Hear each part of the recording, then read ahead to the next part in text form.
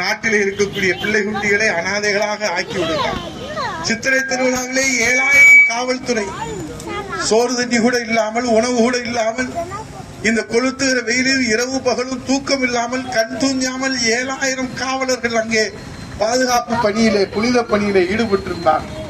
அப்படி 7000 காவலர்கள் சீருடையோடு அந்த புனித பணியில ஈடுபட்டு இருக்கிற போது நெஞ்சிலே நெஞ்சிரத்தோடும் ஒரு சிறு அச்சம் இல்லாமல் பட்டாக்கத்திகளோடு இந்த நாட்டினுடைய இளைய சமுதாயம் அங்கே ஊடுருவுகிறார்கள் என்று சொன்னால் அவர்கள் போதைப் பொருளிலே மயங்கி போயிருக்கிறார்.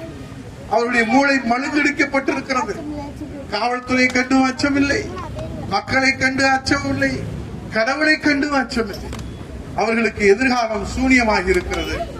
ஆகவேதான் இந்த நாட்டை காப்பாற்றுவதற்கு ஒரு நல்ல தீர்வு வேண்டும் என்று அருமை சகோதரர் முன்னாள் கவுன்சிலர் திருப்பதி அவர்கள் இந்த நடைபயணத்தை ஏழுமலையானை காப்பாத்து, எங்க நாராயணசாமியும் காப்பாத்து என்று அந்த நாராயணனிடத்திலே முறையிடுகிற இந்த பயணத்தை அவர் தொடங்கி இருக்கிறார். தம்பி அவர்கள் அதை வாழ்த்தி துவங்கி வைக்கின்றார்கள் என்பதை இது அம்மா திருப்பதியிலிருந்து துவங்குவதாக இந்த பயணம் திட்டமிடப்பட்டிருந்தாலும் கூட இங்கே அனைத்து பொறுப்பாளர்கள் முன்னிலையிலே நம்முடைய சந்தனத்துறை தான் இந்த நிகழ்ச்சியை இங்கே அசோகிடத்திலே சொல்லி நீங்க சிறப்பாக இந்த வடிவமைத்திருக்கிறார்கள்.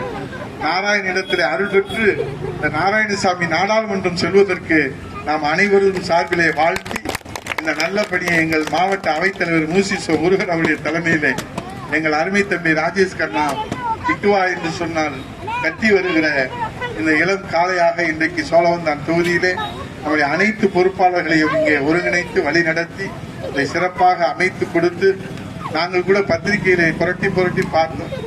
யாராவது இந்த மக்களின் தாகம் தீர்ப்பதற்கு முயற்சியாவது எடுத்தார்களா என்றால் செய்தி பக்கங்களிலே எந்த செய்தியும் இல்லை. இனி செய்தி பக்கங்களிலும் சரி, இனி தமிழ்நாட்டின் தலைப்புச் செய்தியாக அண்ணா திராவிட முன்னேற்ற கழகம் வெற்றி என்கிற அந்த புனித பயணத்தை நோக்கி நம்முடைய உழைப்பை செலுத்தும் நன்றி கூறி வணங்கி விடைபெறுகிறேன். நன்றி, வணக்கம்.